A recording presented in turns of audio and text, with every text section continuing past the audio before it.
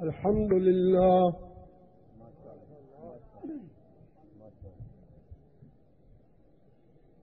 وحده والصلاة والسلام على من لا نبي بعده وعلى آله وأصحابه الذين أوفوا عهده الذين هم مفاتيح الرحمة ومصابيح الغرر. أعوذ بالله من الشيطان الرجيم. بسم الله الرحمن الرحيم. فذكر فإن الذكرى تنفع المؤمنين. صدقت يا رب العالمين.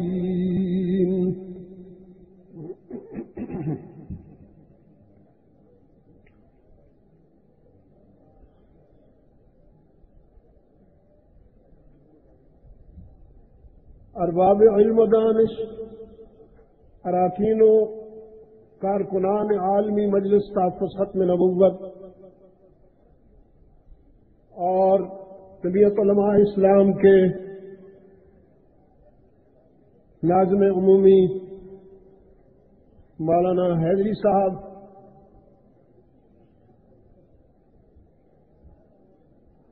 ختم نبوت کانفرنس کا یہ سالانہ 25واں پروگرام ہے جو آج 22 ستمبر 2006 عیسوی صدیق آباد یا چناب نگر پنجاب پاکستان میں آج ہی کی نشست پر اختتام پذیر ہو رہا ہے۔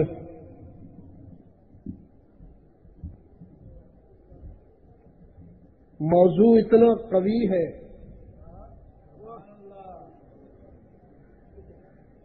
اور متکلم اتنا ضعیف ہے،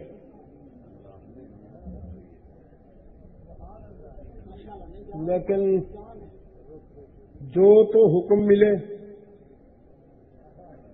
میں دکھی بھی ہوں، آپ کو بتا دوں۔ پہلے میرے بیان کی صدارت میرا ایک محبوب شخص، میرا ایک مخدوم کیا کرتا تھا۔ آج وہ ضعف و ناتوانی کی اس منزل میں ہے کہ جمعہ کی نماز کے بعد میں نے ان کا اور انہوں نے میرا ماتھا چوما اور مجھے اللہ حافظ کہہ کر چلے گئے۔ اللہ آپ سب کو سلامت رکھے اور اس موضوع کے لیے اللہ تعالی آپ کی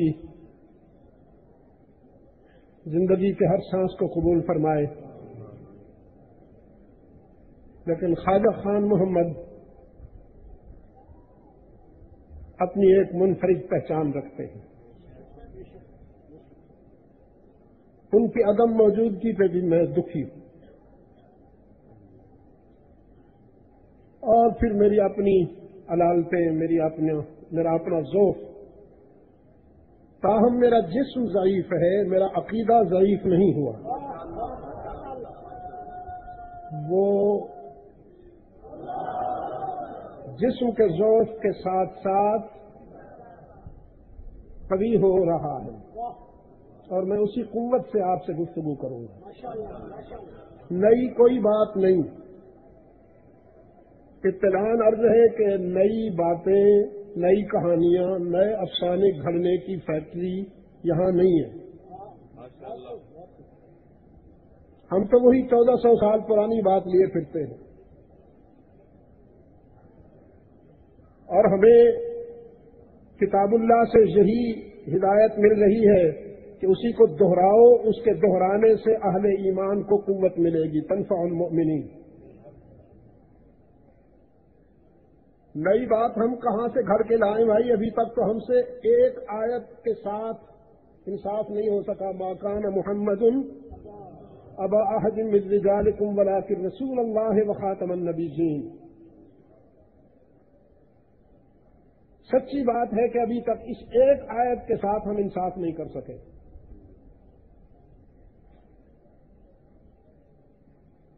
ایک عاشق صادق، رسول اللہ کے عاشق صادق نے انصاف کیا تھا. تاریخ کے آئینے میں اس کا کردار چمک رہا ہے. حضرت حبیب بن زید انصاری رضی اللہ تعالی عنہ، جنہیں میں تحریک تحفظ ختم نبوت کا پہلا شہید کہا کرتا ہوں، یمن کے تجارتی سفر سے واپسی پر مسلمہ کے دہشت گردوں کے ہتھے چڑھ گیا.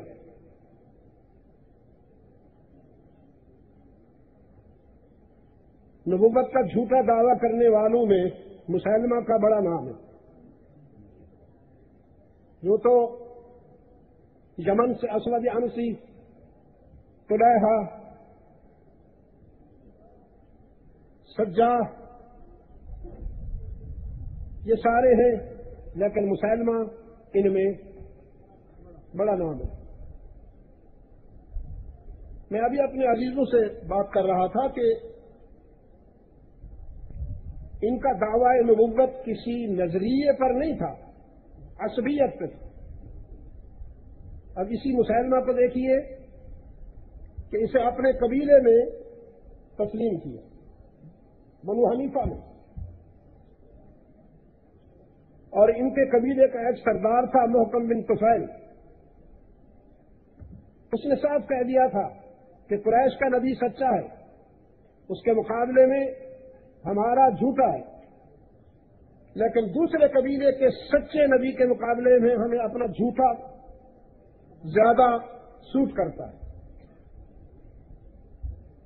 یہ قبیلہ پرستی، علاقہ پرستی یا قبائلی عصبیت، علاقائی عصبیت، یہ وہ بت ہیں جنہیں اسلام نے آ کے توڑا. اور جب سے یہاں اسلام کی حیثیت کو کمزور کیا جا رہا ہے، اس وقت سے یہ بت پھر سر اٹھانے لگے ہیں. تو خیر، مسلمہ کے دہشت گردوں نے حبیب بن زید کو مسلمہ کے پاس پیش کیا، اور مسلمہ نے پوچھا من این انت، کہاں سے ہو؟ اس نے کہا من مدینہ، مدینہ طیبہ سے. اس نے کہا هل تعلم محمدا، محمد کو جانتے ہو صلی اللہ علیہ وسلم؟ حبیب بن زید نے کہا انہی کو تو جانتا ہوں.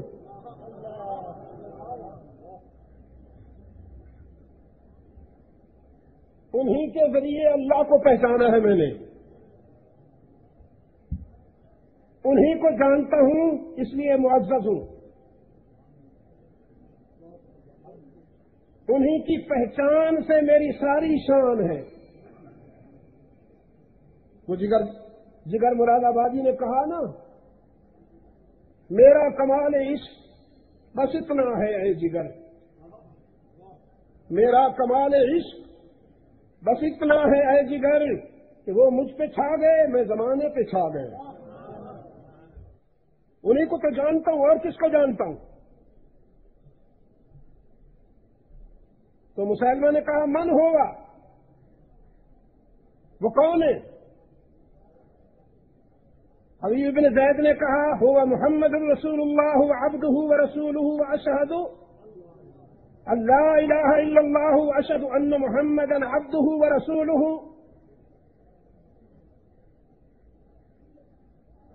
مسلمہ کی آنکھوں میں وحشت کی سرخی اڑ آئی، کہنے لگا انا ایضا رسول اللہ، میں بھی رسول اللہ ہوں. تو حبیب کی آنکھوں میں عشق کی سرخی امڑ آئی. حبیب نے کہا انت کذاب. اب دیکھو نا، عبد المجید بھی پڑھ رہا ہے ما کان محمد ابا احد من رجالکم ولکن رسول اللہ وخاتم النبیین، اور حبیب ابن زید نے بھی پڑھا. جب اس نے کہا، مجھے خوشی ہوئی کہ ہمارے مولانا اسماعیل صاحب کی محنت کام آئی اور مسجد کے اندرون میں آپ جو رات کے 4 بجے تک ان کو بٹھائیں گے تو پھر یہ بیچارے سوئیں گے نہیں تو اور کیا کریں گے. میری درخواست ہے جس طرح آپ نے پہلے میری گزارشات پر توجہ دی، اللہ آپ کو سلامت رکھے. رات کا اجلاس جو ہے، رات کی نشست 1 بجے سے آگے نہیں جانی چاہیے.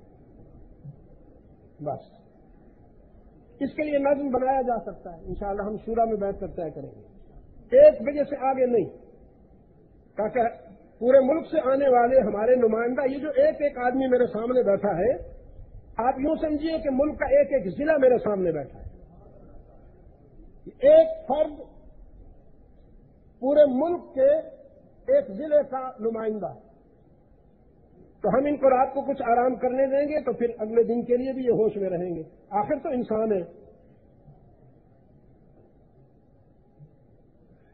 اس نے جب کہا میں بھی رسول اللہ ہوں تو پہلے تو اس کی تکذیب کی حبیب نے، اور پھر اس آیت کو پڑھ کے سنایا. روحانیت کے تصور میں آج بھی حبیب ابن زید کی گونج فرش تا عرش سنائی دیتی ہے. شہادت کی انگلی اٹھائی. عشق و مستی کی ادائیں عجیب ہوتی ہیں نا. ما کان محمد ابا احد من رجالکم ولكن رسول اللہ وخاتم النبیین.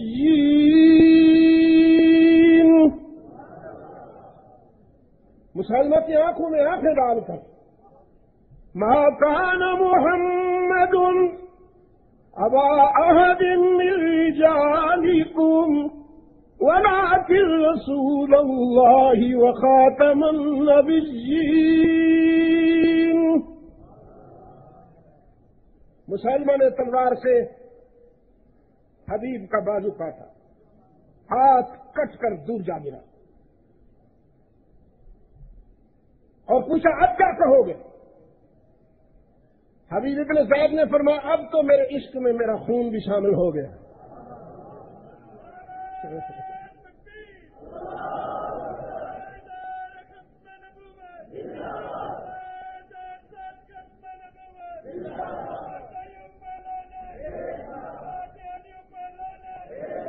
اب میرے عشق میں میرا خون شامل ہو گیا ہے. اب میری تلاوت کا انداز اور جاندار ہوگا. دوسرا ہاتھ اٹھایا ما کان محمد، وہ بھی اٹھایا جہاں تک تھا جتنا بچ گیا تھا. ما کان محمد ابا احد من رجالکم ولكن رسول اللہ وخاتم النبیین.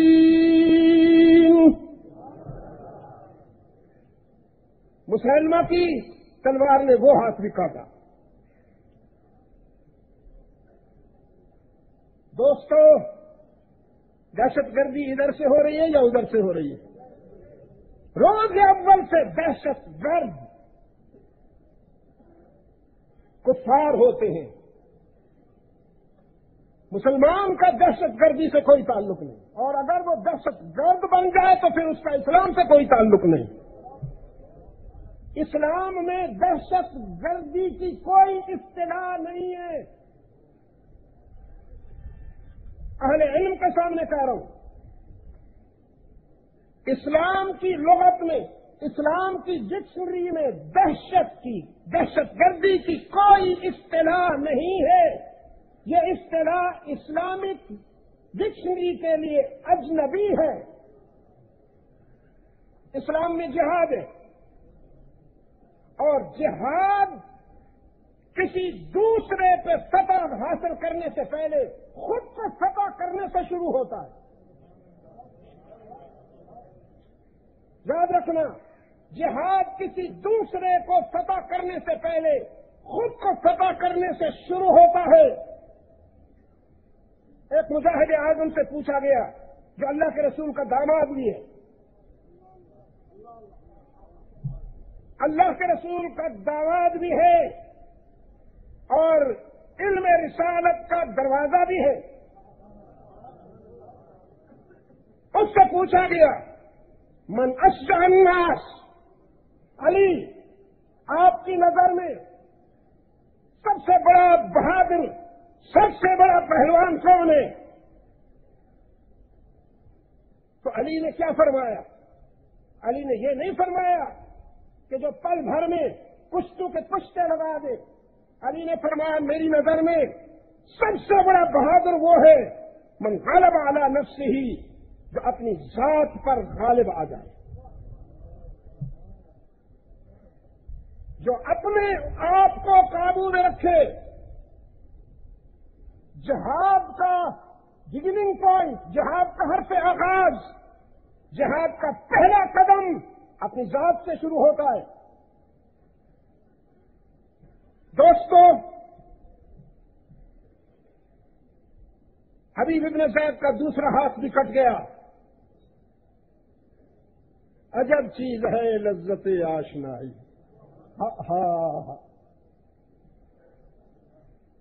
عجب چیز ہے لذت آشنائی۔ میں اس کو ادھورا چھوڑتا ہوں، ذرا آگے جا کے پورا کرتا ہوں۔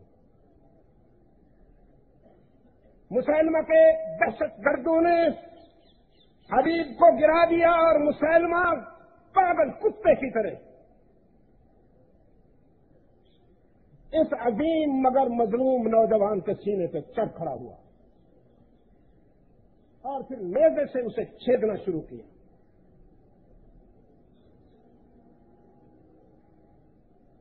عشق کے سفر میں جب جسم ٹکڑے ہوتا ہے تو ایمان کی دنیا میں بہار آتی ہے۔ حبیب ابن زید کا جسم چھیدا جا رہا ہے اور حبیب اس کو مستی میں جب تک جسم جان کا ربط قائم رہا پڑھتا جا رہا ہے۔ ما کان محمد ابا احد من رجالکم ولكن رسول اللہ وخاتم النبیین وکان اللہ بکل شیء علیما۔ مجھے قرآن کہتا ہے فذکر فإن الذکریٰ تنفع المؤمنین۔ یہ باتیں انہیں یاد دلاؤ، یہ تمہیں نشان منزل بتائیں گی، ان کی یاد دہانی ضرور۔ ہم ہر سال یہاں اس لیے جمع ہوتے طاقت کا مظاہرہ کرنے نہیں، اطلاع عرض ہے، طاقت کا مظاہرہ کرنے کے لیے ہم یہاں جمع نہیں ہوتے۔ اگر ہم ایسا کریں گے تو پھر وہ بتائیں گے، پھر ہم منٹو پارک میں آئیں گے اور آ چکے ہیں، مسٹر پارک میں آئیں گے، آ چکے ہیں کئی بار۔ یہاں تو صرف تذکرے کے لیے جمع ہوتے ہیں، تذکرے کے لیے۔ ان ہذہ تذکرۃ۔ حبیب ابن زید ناموس رسالت پر اپنی جان کا نذرانہ دے کر اس آیہ کریمہ سے انصاف کرتا ہوا اس دنیا سے چلا گیا۔ اطلاع مدینہ پہنچی۔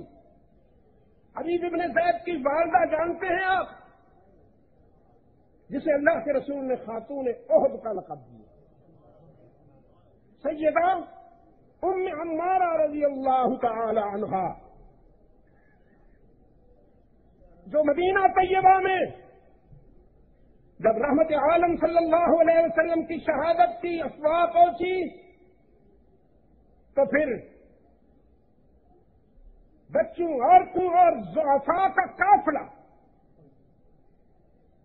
جسے پناہ گاہوں میں چھوڑا گیا تھا وہ بے پناہ جذبے سے نکلا، بے پناہ جذبے سے نکلا، اور اس قافلے کی قیادت ام عمارہ کر رہی تھی۔ یہ بوڑھی جس کے جسم میں عشق رسول پارے کی طرح اور برف کی طرح تڑپ رہا ہے، چمک رہا ہے۔ اور میں پاچی اس مردانگی کے ساتھ تلوار چلائی۔ نسوامی پیکر نے مردانگی کو متوجہ کیا، خود نگاہ رسالت متوجہ ہوئی۔ عمارہ زخم پہ زخم کھاتی چلی جا رہی ہے اور قدم بڑھاتی چلی جا رہی ہے۔ کوئی کفار میں سے عمارہ کا راستہ روک نہیں سکتا۔ نطق رسالت سے خراج نکلا، نطق رسالت سے خراج نکلا، شاباش عمارہ، شاباش، آج تیری شجاعت پر محمد فرش پہ اور اللہ عرش پہ ناز کرتا ہے۔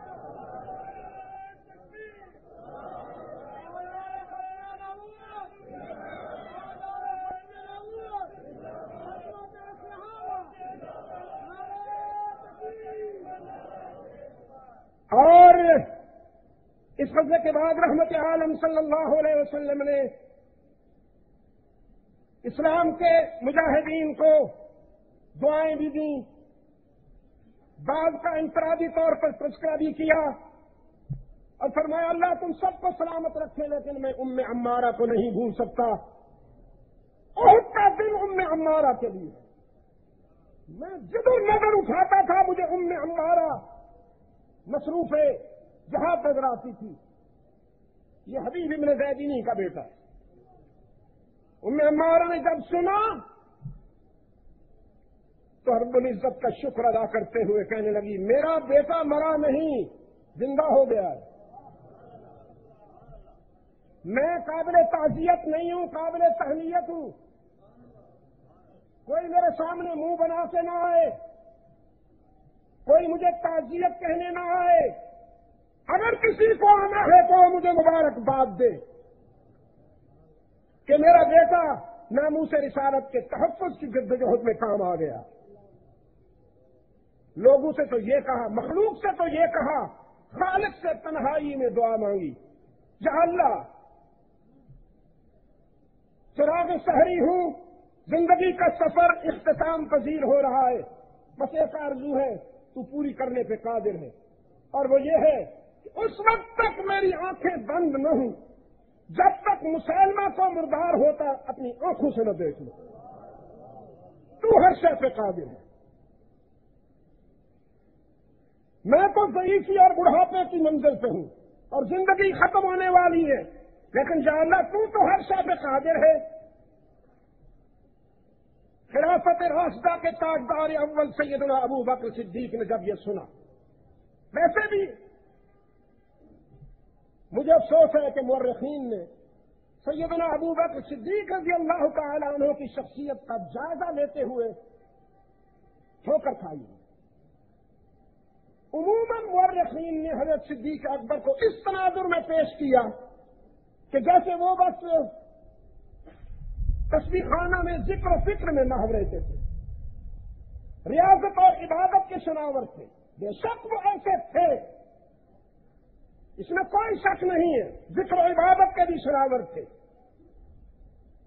ریاضت و عبادت کے بھی وہ شناور تھے، لیکن جہاں مورخین عسکری حوالے سے سیدنا خالد بن ولید، سیدنا عمرو بن عاص، سیدنا سعد بن ابی وقاص اور دوسرے حضرات یہاں تک کہ اکرمہ بن ابی جہل ان کا تذکرہ کرتے ہیں، جب میں صدیق اکبر رضی اللہ تعالی عنہ کے اقدامات اور ان کے فیصلوں کا جائزہ لیتا ہوں تو صدیق اکبر اس حوالے سے بھی ان تمام حضرات کے امام نظر آتے ہیں۔ ان کا 27 مہینوں کا دور خلافت، 27 مہینوں کا دور خلافت، پوری خلافت راشدہ فاروق اعظم کے 10 سال، ذوالنورین کے 11 سال، سیدنا علی رضی اللہ عنہ کے 4 سال، کموبیش اس تمام عرصے کی کامیابیوں کی بنیاد صدیق اکبر کے 27 مہینوں کی خلافت میں رکھی گئی، اور صدیق اکبر کے عسکری فیصلے، ان کی سیاسی بصیرت، حالات کے رخ کو سمجھنا، رسول اللہ صلی اللہ علیہ وسلم کے بعد وہ قبیلے جو اسلام کی وجاہت اور اسلام کی عزت کے سامنے ٹک نہیں سکتے تھے، خود کو بچانے کے لیے انہوں نے اسلام قبول کر لیا تھا، لیکن قلب ان کے دل میں اسلام نہیں اترا تھا۔ رسول اکرم کی وفات کے بعد وہ قبیلے ارتداد کی طرف آنے لگے۔ پھر جن لوگوں نے نبوت کا دعویٰ کیا وہ بھی یہ سوچتے تھے کہ اگر قریش کا نبی ثابت ہو سکتا ہے تو ہم کیوں نہیں ہو سکتے، ہمارے قبائل کے لوگ بھی ہمیں نبی مانیں گے۔ لیکن بدبختوں، قریش کے نبی کی نبوت کی بات تو یہ ہے کہ وہ ایک نظریہ لایا،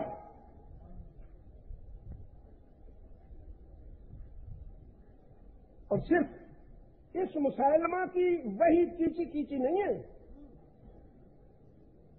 ہر جھوٹے داعی نبوت کا یہی حال ہے۔ تو قریش کے نبی کا مقابلہ کون کرے؟ وہ تو لایا ہے هو الاول والآخر والظاہر والباطن، بت پرستی کرنے والی قوم کے سامنے وہ نظریہ لایا ہے هو اللہ الذی لا الہ الا هو عالم الغیب والشہادہ هو الرحمن الرحیم هو اللہ الذی لا الہ الا هو الملك القدوس السلام المؤمن المهيمن العزيز الجبار المتكبر سبحان الله عما يشركون۔ اس کا مقابلہ کون کرے؟ تاہم انہوں نے دعویٰ نبوت کیا۔ صدیق اکبر رضی اللہ تعالی عنہ نے بشک وقت ارتداد کا راستہ بھی روکا، دعویٰ نبوت کرنے والے کذابوں کا بھی آپریشن کیا۔ پہلے اکرمہ بن ابی جہل اور شرحبیل ابن حسنہ کو بھیجا،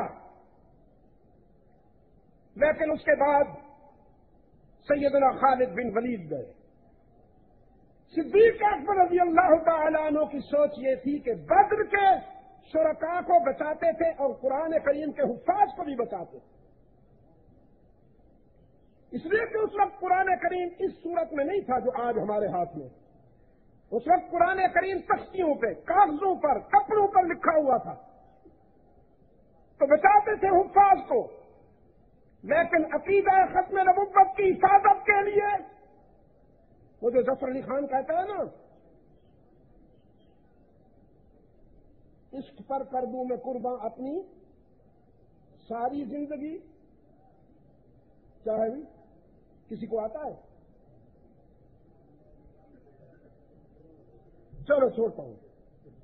بچاتے تھے حفاظ کو بھی، لیکن عقیدہ ختم نبوت کی حفاظت کے لیے صدیق اکبر نے جو لشکر بھیجا اس میں بدر کے صحابہ بھی بھیجے اور قرآن کریم کے حافظ اور قاری بھی بھیجے۔ خالد بن ولید رضی اللہ تعالیٰ عنہ ایک کامیاب جرنیل ہے، ان کے عسکری حکمت عملی تاریخ میں ایک معیار ہے۔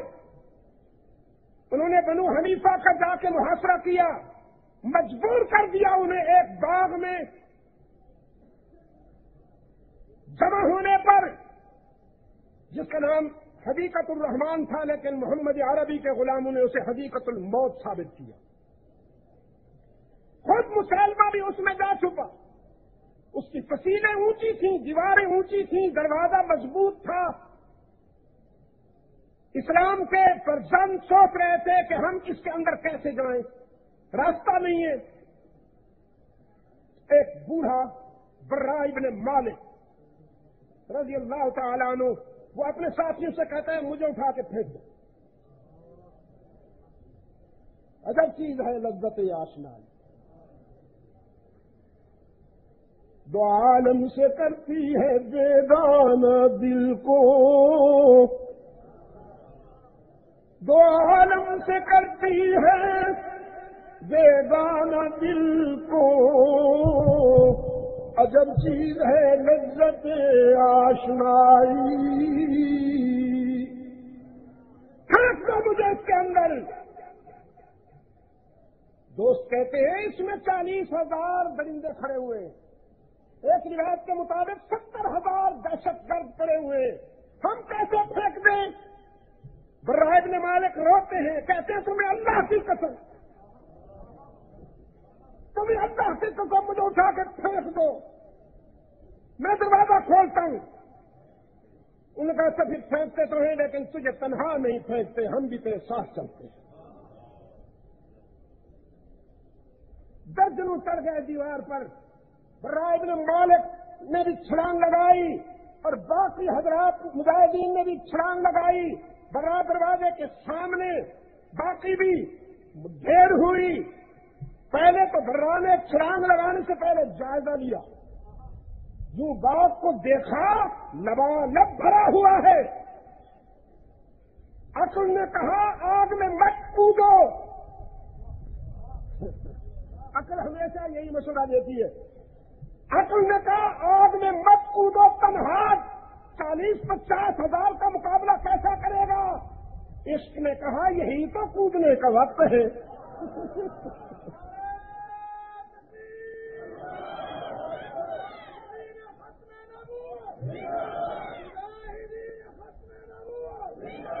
عشق نے کہا یہی تو کودنے کا وقت، آج نہیں تو کب کودو گے؟ اللہ اکبر کہا اور چھلانگ لگائی. چمکتے ہوئے دن میں چھپ کر نہیں، چمکتے ہوئے دن میں جندہار چھلانگ لگائی. دوسرے مجاہدین نے بھی پروانہ وار چھلانگ لگائی. تھوڑی سی مٹھبھیڑ ہوئی. برا ابن مالک اس کو مستی کے جنون میں آگے بڑھتے گئے اور جا کے دروازے کی جو کنڈی اس کے اندر وہ بڑے دروازے میں ہوتی وہ اٹھا دی. جو اٹھائی بات اسلام کے مجاہدین نے دباؤ دے رکھا تھا، دروازہ کھل گیا. تو جب کھل گیا تو پھر صداقت کا دروازہ کھل گیا.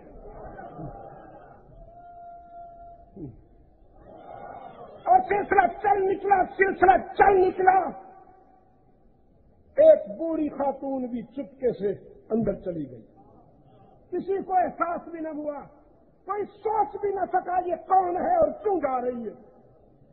ایک بوڑھی خاتون بھی چپکے سے اندر چلی گئی، یہاں تک کہ مسلمہ کے قریب جا پہنچی. یہی ام عمارہ تھی جس کی حق تعالی نے آرزو سن لی تھی. ام عمارہ فرماتی ہیں میں نے دیکھا کہ مسلمہ گھوڑے پہ ہے اور ایک چھوٹا سا نیزہ اس کے سر میں آ کے لگا ہے، کنپٹی پہ آ کے لگا ہے. ابھی اس کا کوئی رد عمل میں نے نہیں دیکھا تھا کہ ایک تلوار چمکی اور اس نے مسلمہ کا کام تمام کیا. میں نے نیزہ مارنے والے کی طرف دیکھا تو وہ وحشی بن حرب تھا. اسے بھی ایک آرزو بے قرار کیے ہوئے، وہ سیدنا حمزہ کا قاتل تھا. ہاں، جس کی مظلومیت کو دیکھ کر رسالت اشکبار ہوئی تھی. اور جب یہ مومن ہوا، جب ایمان کا اعلان کیا تو اللہ کے رسول نے فرمایا تھا جا تیری جہنم تو جنت سے بدل گئی، لیکن میرے سامنے کم آیا کر کہ تجھے دیکھتا ہوں تو مجھے حمزہ کی مظلومیت یاد آ جاتی ہے. تو اب رات کو رو رو کر دعائیں کیا کرتا تھا، یا اللہ میں نے تیرے ایک دوست کو قتل کیا ہے، تیرا محبوب اشکبار ہوا، بس مہربانی کر اب اپنا ایک دشمن بھی میرے ہاتھوں سے مروا دے، میری قضا ادا ہو جائے. نیزہ اس کا پڑا اور ام عمارہ نے دیکھا تلوار کس کی تھی تو وہ ان کے اپنے بیٹے عبداللہ ابن زید انصاری کی تھی. حبیب ابن زید کا چھوٹا بھائی تھا. دوستو، باغ حدیقت الرحمان کو حدیقت الموت بنایا فرزندان اسلام نے. تقریباً بہت محتاط اندازے میں بات کر رہا ہوں، بہت ہی سوچ کر، تقریباً 13 یا 1400 کے قریب فرزندان اسلام نے جام شہادت نوش کیا. ان میں 400 قرآن کریم کے حافظ اور قاری. 400 قرآن کریم کے حافظ اور قاری. یہ میں اس وقت کی بات کر رہا ہوں جب قرآن کریم کے حفاظ کی تعداد ہزاروں میں نہیں تھی، سینکڑوں میں تھی. تو اس وقت 400 افراد کا جام شہادت نوش کرنا بہت بڑا المیہ تھا، جس کی بنا پر صدیق اکبر نے قرآن کریم کی تدوین اور ترتیب پر فوراً توجہ دی کہ ہو سکتا ہے آئندہ بارکوں میں بھی اس طرح کے واقعات پیش آ جائیں. لیکن دشمن کے تقریباً 16,000 سے زیادہ لوگ کام آئے. بنا کر دم خوش رسمیں بخا تو خون گلتی دم، خدا رحمت کند آ بندگان پاک کی نترا. اور این چنی زیبا روش، این چنی زیبا روش کم تر بود اندر جہاں. وہ لوگ تھے جو اس آیا کریمہ کے ساتھ انصاف کر گئے. اور جیسا کہ ابھی ہمارے عزیز حیدری صاحب فرما رہے تھے، اسلام کے نام پر بننے والے ملک میں اسلامی عقائد کا تحفظ ہونا چاہیے. لیکن میری حیرت کی کوئی انتہا نہیں رہتی کہ ہندوستان میں آج تک کوئی قادیانی جرنیل نہیں بن سکا. ہندوستان میں، انڈیا میں کوئی قادیانی جرنیل نہیں بن سکا. انڈیا میں کسی قادیانی کتاب کی پرنٹنگ مسلمان برداشت نہیں کرتے. کوئی قابل ذکر کتاب نہیں پیش کی جا سکتی جو وہاں سے چھپ کے آئی ہو. مجھے افسوس ہے کہ یہاں سے چھپ کر وہاں پہنچ رہی ہے. ماریشس میں جہاں کا مطبوعہ لٹریچر ان کی لائبریری کا، وہاں میں نے دیکھا اسلام پاکستان کی اساس ہے، اسلام پاکستان کا بانی ہے. اگر اسلام کے مسلمات کو برداشت نہیں کیا جائے گا تو اس کا مطلب یہ ہے کہ پاکستان کی بقا و سلامتی کو برداشت نہیں کیا جا رہا. بے شک افراد کی اہمیت اپنی جگہ، افراد کی اہمیت اپنی جگہ، لیکن افراد کو نظریہ قیمتی بناتا ہے، صرف جسم نہیں بناتا. اگر یہ نعرہ نہ لگتا جس کی یاد دہانی ابھی حیدری صاحب کروا رہے تھے تو کسی فرد کی کوئی قیمت نہ ہوتی. اس ماٹو نے اور اس نعرے نے انہیں بھی قیمتی بنایا. اسلام نے پاکستان بنایا.